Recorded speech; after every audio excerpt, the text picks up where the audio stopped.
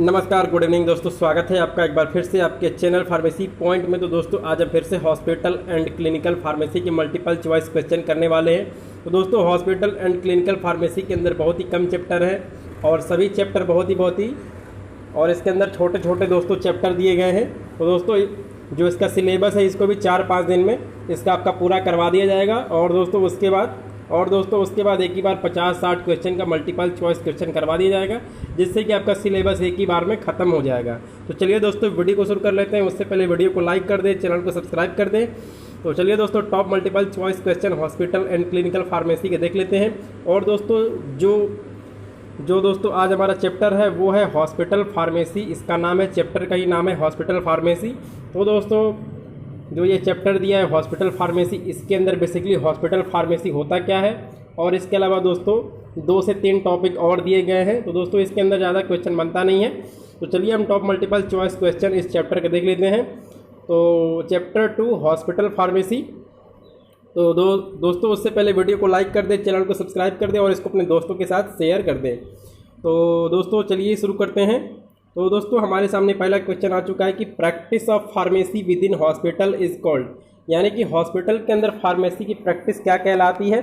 तो दोस्तों इसके अंदर 4 ऑप्शन दिए गए हैं: hospital pharmacy, clinical pharmacy, both, 1 and 2 and none of the above. तो दोस्तों जो इसका सही विकल्प है वो है पहला वाला, हॉस्पिटल फार्मेसी, यानी कि practice of pharmacy with in hospital is called hospital pharmacy. तो चलिए दोस्तों अगला सवाल देख लेते हैं। तो दोस्तों जो भी आपका सिलेबस है उसको 15-16 जुलाई तक आपका कंप्लीट करवा दिया जाएगा। और दोस्तों उसके बाद आपको बिल्कुल कॉन्फिडेंस हो जाएगा कि हम पेपर बिल्कुल अच्छे से दे पाएंगे और बैक आपकी नहीं लगेगी। तो चलिए दोस्तों अगला सवाल देख लेते हैं। तो हमारे सामने क्वेश्चन नंबर 2 आ चुका है और इसमें दिया है कि हॉस्पिटल फार्मेसी सर्व्स एज, या फिर दोस्तों आप इसको ऐसे भी बोल सकते हैं कि what is function of hospital pharmacy. तो दोस्तों जो भी हॉस्पिटल फार्मेसी होता है ये डेटा बैंक प्रोवाइड कराता है, जिसमें लिखा है data bank on drug utilisation.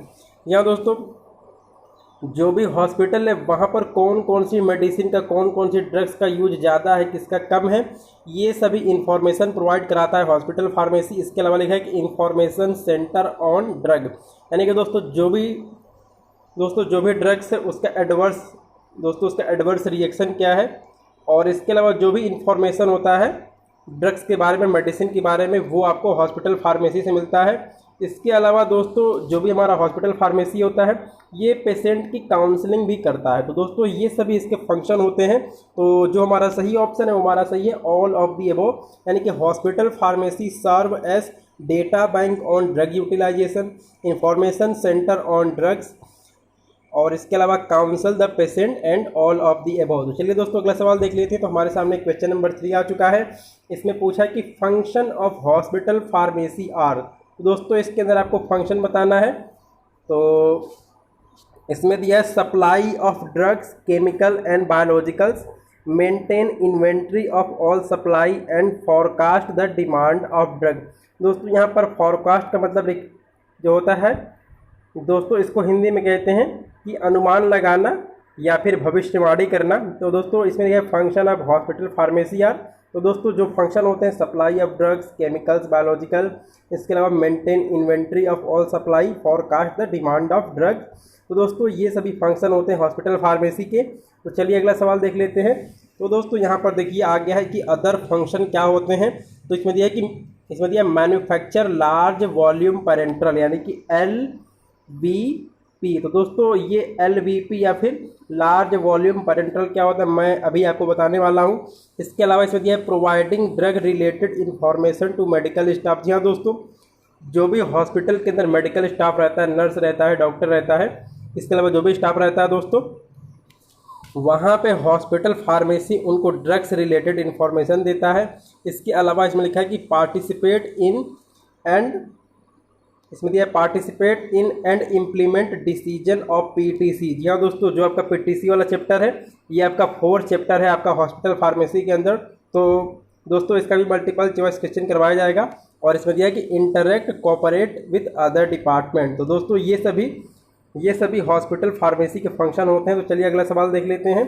तो इसमें दिया है दी hospital pharmacy should be located at, यानी कि हॉस्पिटल फार्मेसी को जनरली कहाँ पे लोकेटेड होना चाहिए, तो दोस्तों इसको ग्राउंड फ्लोर पे लोकेटेड होना चाहिए। तो चलिए दोस्तों अगला सवाल देख लेते हैं। तो हमारे सामने क्वेश्चन नंबर 5 आ चुका है। तो दोस्तों इसके अंदर पूछा है the minimum number of pharmacist for a 50 bed size hospital. जी हाँ दोस्तों, एक ऐसा हॉस्पिटल जहाँ पर 50 बेड है, वहाँ पर कितने मिनिमम रिक्वायरमेंट ऑफ फार्मासिस्ट होता है। तो दोस्तों जो इसका सही आंसर है वो है 3, यानी कि दोस्तों जो भी 50 बेड का जो आपका हॉस्पिटल है वहाँ पर कम से कम 3 फार्मासिस्ट होने चाहिए। तो दोस्तों ये एक इम्पॉर्टेंट क्वेश्चन है, आप इस बात को याद रखेंगे कि ये एक इम्पॉर्टेंट क्वेश्चन है और ये आपके एग्जाम में 100% आएगा या फिर आ सकता है। तो चलिए दोस्तों अगला सवाल देख लेते हैं। तो इसके अंदर दिया है कि the floor area of hospital pharmacy according to drug and cosmetic act should be, यानी कि दोस्तों हॉस्पिटल फार्मेसी का फ्लोर एरिया कितना होना चाहिए अकॉर्डिंग टू D&C, यानी कि ड्रग एंड कॉस्मेटिक एक्ट। तो दोस्तों ये होना चाहिए 250 स्क्वायर मीटर से कम नहीं होना चाहिए। तो जो हमारा सही ऑप्शन है वो हमारा है 250 स्क्वायर मीटर। तो चलिए दोस्तों अगला सवाल देख लेते हैं। तो हमारे सामने क्वेश्चन नंबर 7 आ चुका है और दोस्तों इसमें पूछा है कि the minimum qualification for a pharmacist. जी हाँ दोस्तों, यहाँ लिखा है minimum qualification for a pharmacist. तो दोस्तों जो हमारा मिनिमम क्वालिफिकेशन होता है फार्मासिस्ट के लिए वो डिप्लोमा फार्मेसी होता है। तो आपका पहला वाला जो ऑप्शन है ये आपका सही ऑप्शन है। तो चलिए क्वेश्चन नंबर 8 हम देख लेते हैं। तो दोस्तों इसके अंदर पूछा है कि abilities required for hospital pharmacist, यानी कि कौन कौन सी एबिलिटीज हॉस्पिटल फार्मासिस्ट के अंदर होनी चाहिए।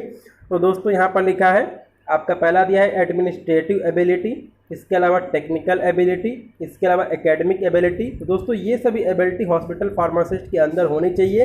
तो जो हमारा सही ऑप्शन है वो हमारा है 4th वाला, यानी कि ऑल ऑफ द अबव। तो चलिए दोस्तों क्वेश्चन नंबर 9 हम क्वेश्चन नंबर 9 देख लेते हैं। तो यहाँ पूछा है कि minimum number of pharmacist required for 100 bed hospital. जी हाँ दोस्तों, इसके पहले हमने 50 बेड का हॉस्पिटल का क्वेश्चन देखा था, वहाँ पर 3 फार्मासिस्ट चाहिए। लेकिन दोस्तों यहाँ पर 100 बेड का हॉस्पिटल है तो वहाँ पर कितने, तो दोस्तों वहाँ पर मिनिमम नंबर ऑफ फार्मासिस्ट कितने होने चाहिए ये इस क्वेश्चन के अंदर पूछा है। तो दोस्तों जो इसका सही जवाब है, सही आंसर है वो है 5, यानी कि जहाँ पे भी दोस्तों 100 बेड का हॉस्पिटल होता है वहाँ पर 5 फार्मासिस्ट मिनिमम होने चाहिए। तो दोस्तों चलिए अगला सवाल देख लेते हैं। तो हमारे सामने क्वेश्चन नंबर 10 आ चुका है और दोस्तों इसमें पूछा है कि the chief pharmacist or pharmacy director should have, यानी कि दोस्तों जो भी हॉस्पिटल फार्मेसी के अंदर चीफ फार्मासिस्ट होते हैं या फिर चीफ फार्मेसी डायरेक्टर होते हैं उनकी क्वालिफिकेशन क्या होनी चाहिए।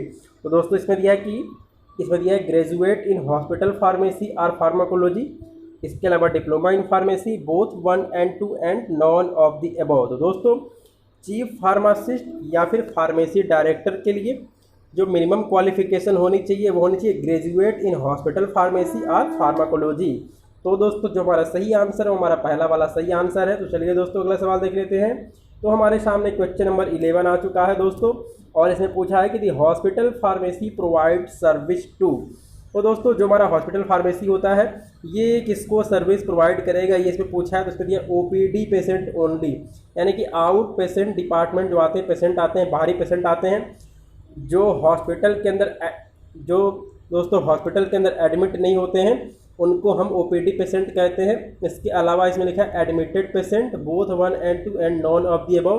तो दोस्तों जो हमारा हॉस्पिटल फार्मेसी होता है ये बेसिकली आपका ग्राउंड फ्लोर पे होना चाहिए और दोस्तों ये सर्विस प्रोवाइड करता है OPD पेशेंट को प्लस एडमिटेड पेशेंट को। तो इसका मतलब जो हमारा सही ऑप्शन हो गया वो हमारा कौन सा ऑप्शन हो गया, तीसरा वाला हमारा सही ऑप्शन हो गया। तो चलिए दोस्तों अगला सवाल देख लेते हैं और ये बहुत ही इंपॉर्टेंट क्वेश्चन है दोस्तों। तो इसमें दिया है कि स्मॉल वॉल्यूम पैरेंटल आर, यानी कि SVP। दोस्तों इसको शॉर्ट फॉर्म में SVP भी लिख के आ सकता है कि SVPR। तो दोस्तों आपको पता होना चाहिए कि SVP का मतलब क्या हुआ, स्मॉल वॉल्यूम पैरेंटल्स आर। तो दोस्तों इसके अंदर दिया है कि इंजेक्टेबल होते हैं। इसके अलावा दोस्तों जो इनका वॉल्यूम होता है वो लेस देन 100 ml होता है। इसके अलावा इसमें लिखा है administration with syringe and needles. तो दोस्तों यहाँ पर जो भी स्टेटमेंट दिया गया है, थ्योरी दिया गया है, ये सभी स्मॉल वॉल्यूम पैरेंटल के लिए सही है। तो दोस्तों जो हमारा सही ऑप्शन है वो है ऑल ऑफ द अबव, यानी कि स्मॉल वॉल्यूम पेरेंटल इंजेक्टेबल होते हैं। इसके अलावा इनका वॉल्यूम 100 ml से कम होता है। और दोस्तों इनको हम सिरिंज और निडल्स की सहायता से हेल्प से इनको हम एडमिनिस्टर करते हैं। तो चलिए दोस्तों अगला सवाल देख लेते हैं। तो हमारे सामने क्वेश्चन नंबर 13 आ चुका है।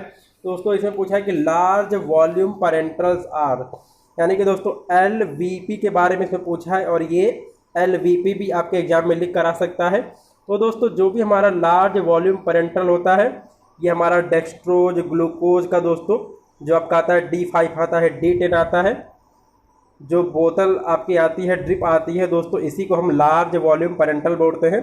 ये आपका कुछ इस तरह का होता है, और यहाँ पर पेशेंट को ये सब इंट्रावेनस तरीके से इसको दिया जाता है। तो दोस्तों ये सब आपका लार्ज वॉल्यूम पेरेंटल होता है। तो दोस्तों इसमें दिया इंट्रावेनस फ्लूइड। जी हाँ दोस्तों, इसको हम इंट्रावेनस फ्लूइड भी कहते हैं, जो हमारा डेक्सट्रोज, ग्लूकोज, D5, D10, इसके अलावा दोस्तों मेट्रोनिडाजोल ये सब आता है इसका। तो ये सब लार्ज वॉल्यूम पेरेंटल होता है। इसमें दिया है कि जो इनका वॉल्यूम होता है वो होता है 100 to 50 ml के बीच इनका वॉल्यूम हो सकता है। और इसके अलावा दोस्तों इसमें लिखा है एडमिनिस्ट्रेशन थ्रू IV सेट। जी हाँ दोस्तों, इनको IV सेट की मदद से पेशेंट को दिया जाता है। तो दोस्तों ये सभी थ्योरी या फिर स्टेटमेंट ये हमारा सही है with reference to large volume parenteral. तो दोस्तों जो हमारे लार्ज वॉल्यूम पेरेंटल होते हैं ये इंट्रावेनस फ्लूइड होते हैं। जो इनका वॉल्यूम होता है वो इनका 100 से 5 है दोस्तों, इनका 100 से 500 ml के बीच में इनका वॉल्यूम होता है। और दोस्तों ये जो इनका एडमिनिस्ट्रेशन है वो उनका होता है IV सेट्स की मदद से, इनको हम पेशेंट को देते हैं। तो चलिए दोस्तों अगला सवाल देख लेते हैं। और दोस्तों ये क्वेश्चन नंबर 14 बेसिकली एक थ्योरी का क्वेश्चन है, और इसके बाद ये वीडियो दोस्तों ख़त्म हो जाएगी।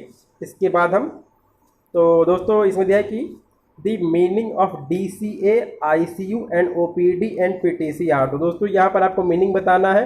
तो इसमें लिखा है DCA का मतलब क्या होता है। DCA का मतलब होता है ड्रग कंट्रोल अथॉरिटी।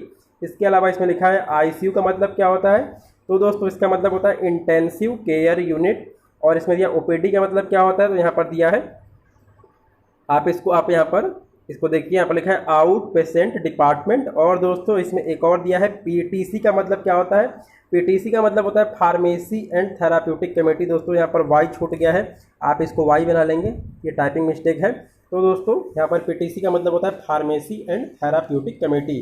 तो दोस्तों ये सभी क्वेश्चन आप लोगों को समझ में आ गए होंगे। और दोस्तों जो भी आपको मल्टीपल चॉइस क्वेश्चन बताया जाता है दोस्तों, आप उसको डेली बेसिस पर तैयार कर लीजिए, उसको कल पर मत टालिए, क्योंकि दोस्तों आपके पास समय बिल्कुल कम बचा हुआ है। तो दोस्तों आपको ये वीडियो कैसी लगी, आप इस वीडियो को लाइक अवश्य करिएगा। तो दोस्तों जय हिंद, भारत माता की जय।